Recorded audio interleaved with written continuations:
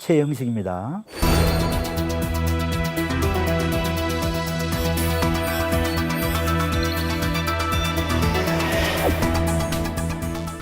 이번 강의에서는 부실경영 시대의 채권 관리 방법, 그러니까 불황기에, 요새 불황기잖아요. 불황기에 채권을 관리하는 방법에 대해서 알아보도록 하겠습니다.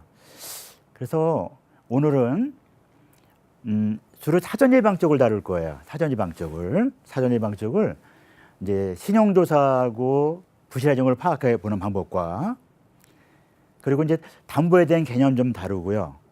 또 요새 전자결제 많이 하시잖아요. 전자결제 이제 그 개념도 다루고, 또 여신한도를 운영하는 방법, 이런 내용에 대해서 살펴보려고 합니다.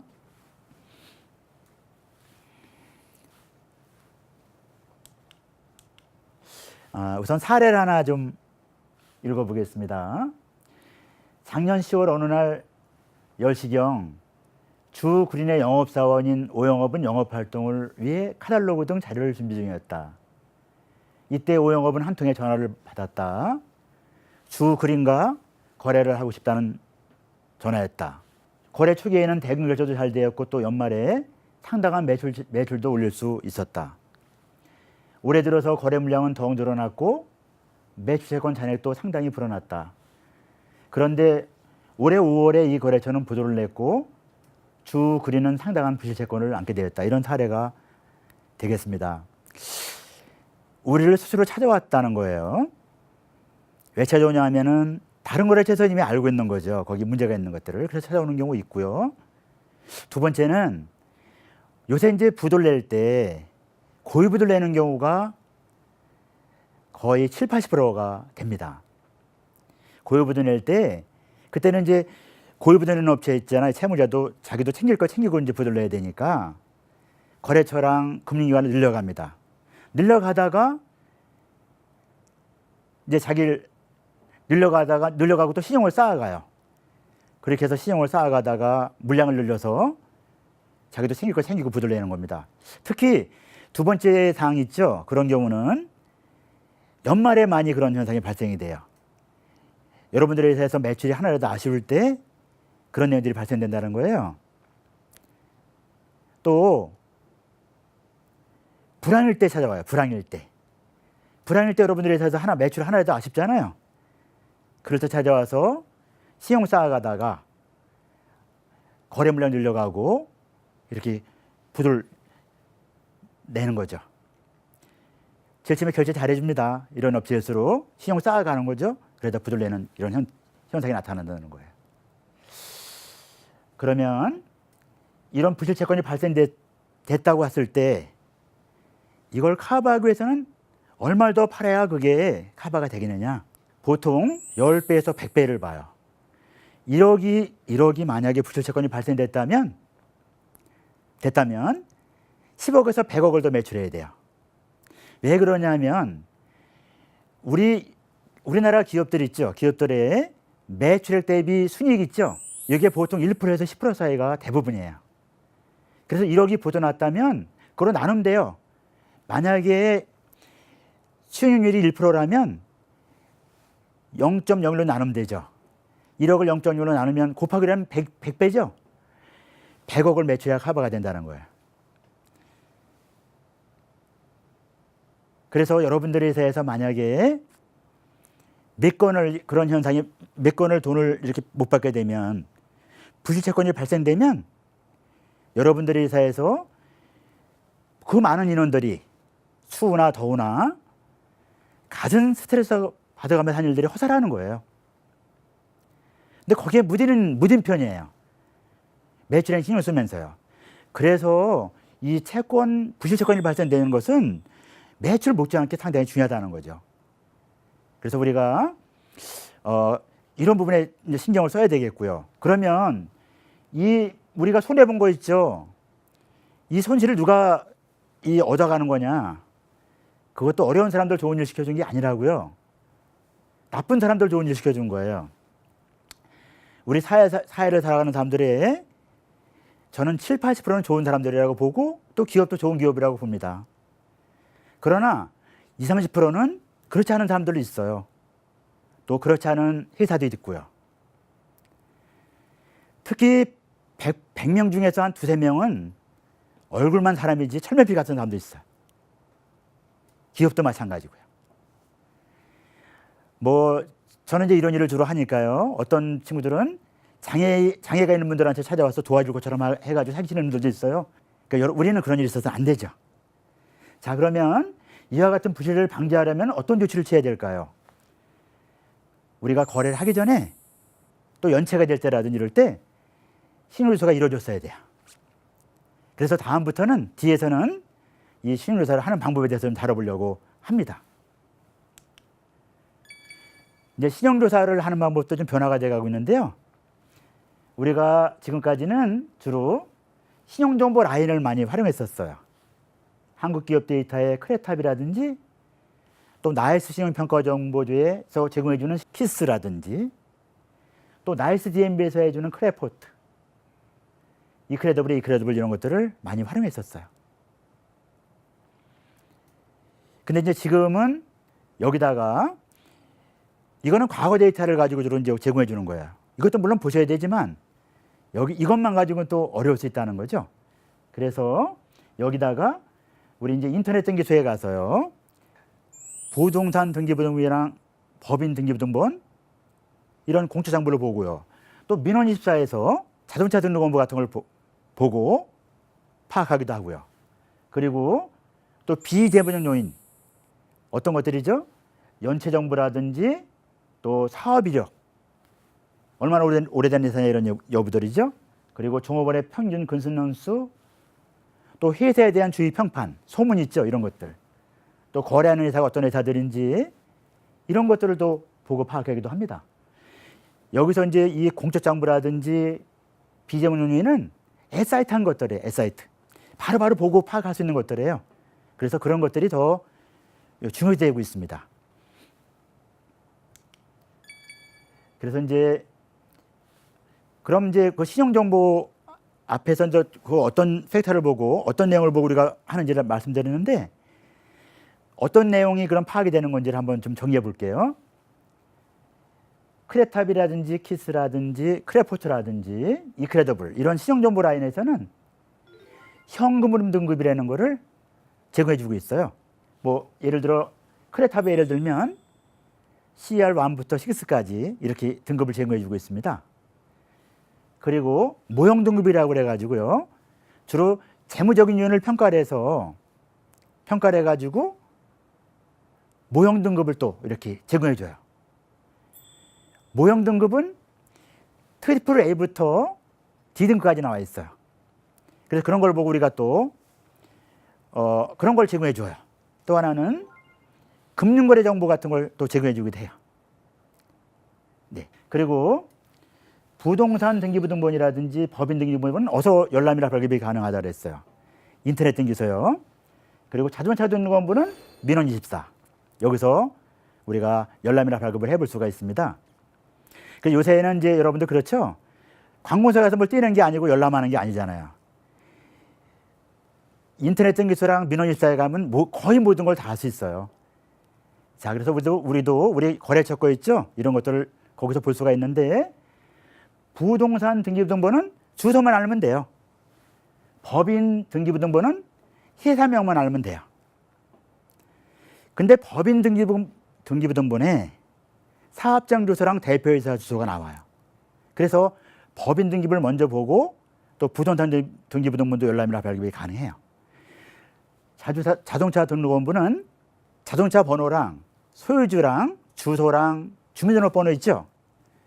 이걸 알면 되는데 이 네 가지를 다 알아도 되고 또 그중에 세 가지만 알아도 되고 또 이것만 알아도 돼요. 자동차 번호랑 번호판 있죠? 번호랑 소유주만 알아도 가능합니다. 인터넷 등기소에 민원24에서요. 근데 이러한 공적 장부를 보면 이런 걸 알 수 있다는 거예요. 거기 말소사항도 포함해서 볼 수 있거든요. 그 회사가 어떻게 운영되어 온 회사인지 또 그 사람이 어떻게 살아온 사람인지 하는 흔적을 알 수가 있어요. 자, 이제 하나 좀 또 예를 들어 볼게요. 여러분들이 만약에 상가를 분양받는다고 그래요. 상가 분양을 사기를 당하지 않으려고 그래요. 어떻게 하면 되겠어요? 제가 말씀드렸죠. 분양하는 회사 있죠? 분양사에 회사명만 알면 뭘 볼 수 있어요? 법인등기부등본 볼 수 있잖아요. 또 거기 보면은 대표회사 주소랑 사업장 주소 나와요. 그래서 대표회사 주소랑 사업장 주소랑 분양하는 땅 있죠? 부동산 등본을 보세요. 그 회사의 법인 등기부등본이랑 부동산 등기부등본을 보면 바로 파악할 수 있어요. 이거 분양을 받아도 되는지 아닌지를요. 자, 이제 회사로 다시 와볼게요. 우리도 마찬가지죠. 이런 공적 정보를 보면은 그 회사가 어떻게 운영되어 온 회사인지, 어떤 회사인지를 바로 파악할 수 있다는 거예요. S사이트로요. 그래서 이 공적 정보라는 것이 상당히 중요한 또 신용 정보가 되겠습니다. 그리고요, 자, 이제 우리가 식당을 갈 때 또 상점을 좋은 데 찾아가려고 그래요. 어떻게 찾아가면 되겠어요? 이런 데 가시죠? 소문 좋게 난 데 가시잖아요. 요새 인터넷도 좀 많이 스마트폰도 보고 하시잖아요. 또 오래된 데 가요. 또 사람 많이 있는 데 가요. 그렇죠? 또 종업원들이 잘 안 바뀌는 데 가는 거예요. 저는 우리 동네에서요, 종업원들 자주 바뀌는 식당은 안 갑니다. 우리 비제분용에는 그런 걸 보는 거예요. 여기 나와 있죠? 얼마나 오래된 회사 사업력 봐요. 종업원의 평균 근무수 얼마나 오래된 회사인지 이런 걸 봐요. 또 평판, 주위의 평판, 소문 파악해요. 소문은 보통 동종업체 알아봅니다. 동종업체 이런 걸 파악해요. 그리고 거래처는 어딜 거래하는지, 얼마나 많은 회사 거래하는지, 사람 많은 데 간다 그랬잖아요. 우리 거래처도 많이 거래하는 데가 좋은 거예요. 또 그중에서 우량 거래처가 있으면 더 좋아요. 또 연체가 되는 데는 그 자체가 문제가 있는 거예요. 연체 이력도 봐요. 또 사업장도 보기도 하고요. 이런 걸 보고 파악을 합니다. 그래서 이런 것들은 살아있는 정보예요. 바로 조사 시점에 S사이트 한 거라고 했잖아요. 살아있는 정보고요. 또 조사 시점뿐이 아니라 과거 정보도 가능하라고 그랬잖아요. 말소 사항도 볼 수 있다고 했으니까요. 공투정보에서요. 그 다음에 인터넷 등을 활용해서 바로바로 정보를 확인할 수가 있어요. 이런 것들을 가지고 우리가 신용을 파악을 합니다.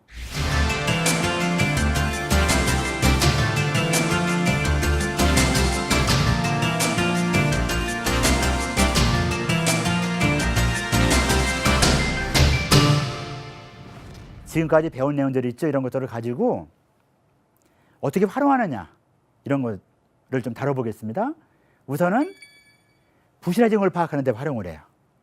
여기 몇 가지 보면 연체수가 늘어나는 데는 부실화되고 있는 거예요. 그리고 소유하고 있는 부동산이 있죠. 권리관계가 복잡해요.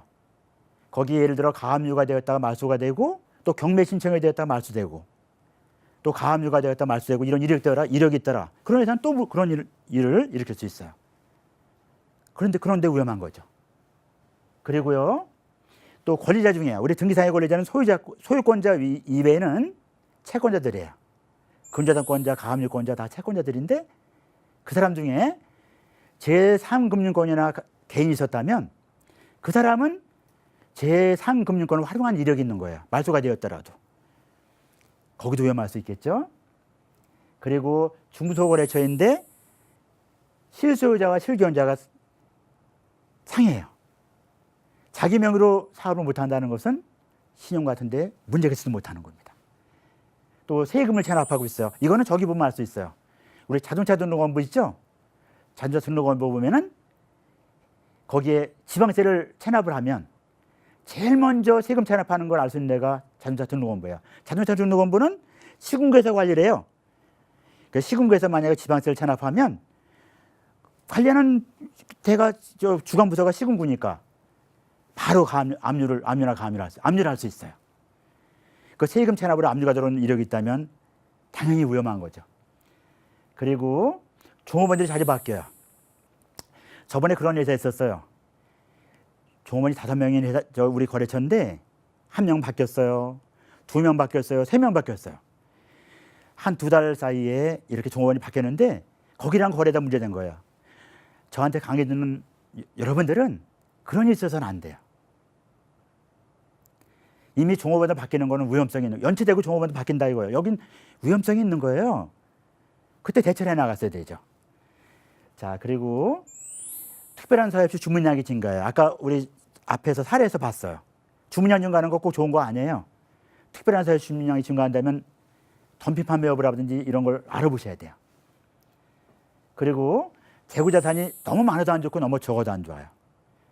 이런 내용들을 보고 우리가 부실증을 파악할 수 있어요. 그러면 이렇게 부실화 징후가 나타났을 때는 어떻게 되느냐? 채권에서 시나리오를 만들어서 그거에 따라서 해소 활동을 해나가야 돼요.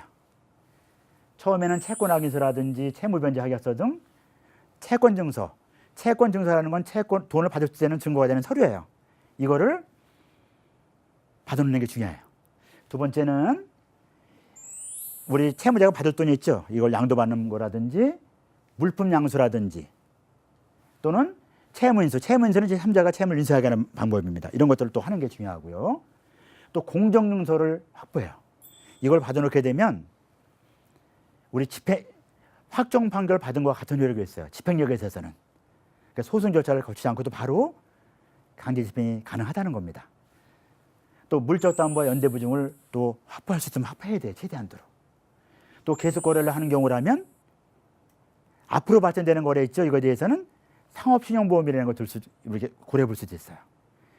상업신용보험은 서울보증보험이라는 회사랑 신용보증기금이라는 회사에서 운영하고 있으니까 그쪽을 또 보고 그쪽 홈페이지에 들어가서 보시고 활용하시면 됩니다. 또 뒤에서 조금 자세히 또 설명드릴게요. 또 재산조사라고 가장 효율적인 법조치 방법을 찾아서 법조치 해나가는 방법을 해나가셔야 돼요. 또 아까 이제 우리가 배운 내용들 있죠. 이런 걸 가지고 신용평가를 합니다. 신용평가라는 방법은 신용평가 항목을 이제 또 나열하고요. 가중치를 이제 중요도에 따라서 우리가 또 매겨줘요. 그리고 점수를 이제 5점, 4점, 3점, 2점, 1점 이렇게 점수를 매깁니다.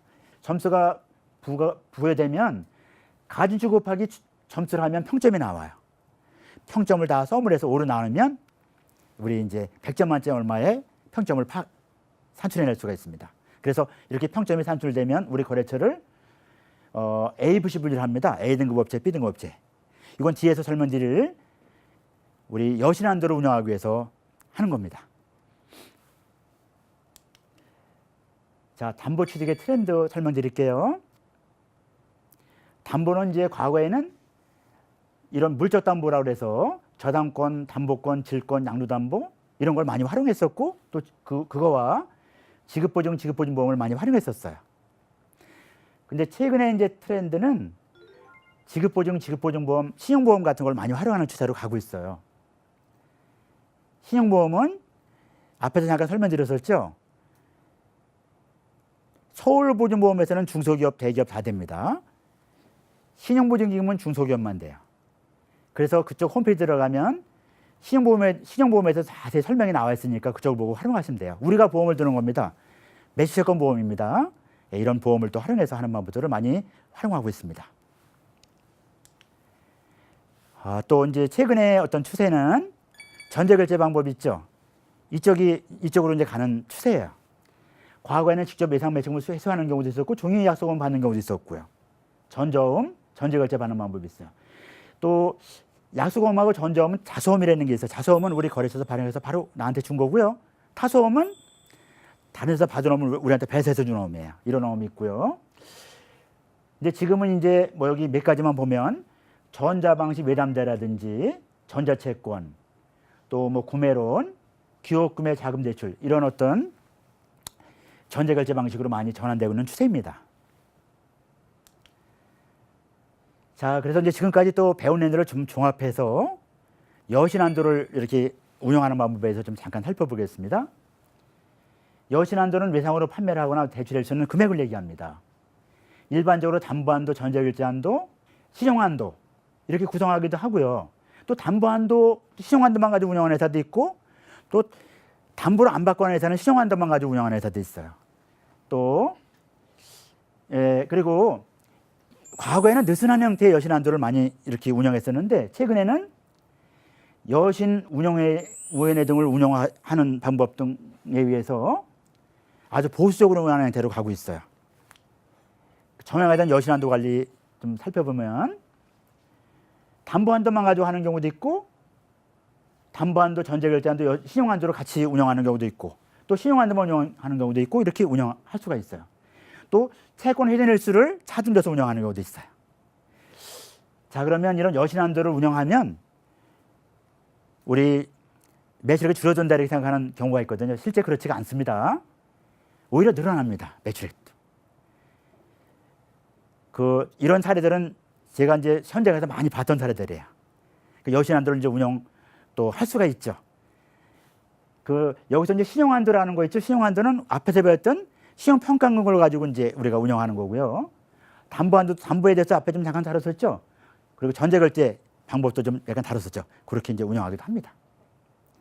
그리고 여신한도 관리가 이제 이렇게 고정거래처로 하고 거래하는 경우에는 여신한도 관리가 우리 ERP 시스템의 중추적인 역할을 할 수 있어요. 여신한도가 정해지면 영업에서 조정을 하고요. 그거에 의해서 생산 지시가 되고요. 또 자동 발주가 되고 또 생산이 되고 출하가 되는 이 ERP 시스템의 중추적인 역할도 할 수가 있겠습니다. 오늘은 여러분들하고 우리 거래처의 신용조사와 부실하증을 파악하는 방법과 여신한도 운영 방법에 대해서 살펴보았습니다. 활용하는 방법에 대해서 설명을 드린 거예요. 그래서 여러분들 실무에서 많은 활용 바라겠고요. 또 실무에서 모쪼록 많은 도움이 되었으면 합니다. 이상 강의를 마치도록 하겠습니다. 감사합니다.